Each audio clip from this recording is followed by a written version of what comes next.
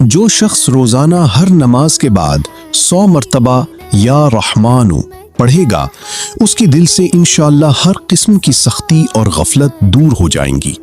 Number 2، اگر کوئی شخص الرحمن الرحیم کو لکھ کر اور دھو کر وہ پانی کسی درخت کے جڑ میں ڈال دے تو درخت کے پھل میں برکت ہوگی۔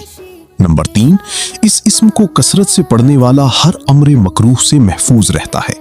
نمبر 4، اسے لکھ کر اور دھو کر پلانے سے گرم بخار سے شفا نصیب ہوتی ہے۔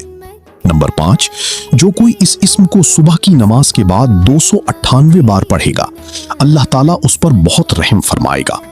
نمبر 6، جو کوئی 41 دن تک روزانہ 41 بار یا رحمان الدنیا والآخرہ و یا رحیمہما پڑھے گا اس کی ضرورت و حاجت آسانی سے پوری ہوگی۔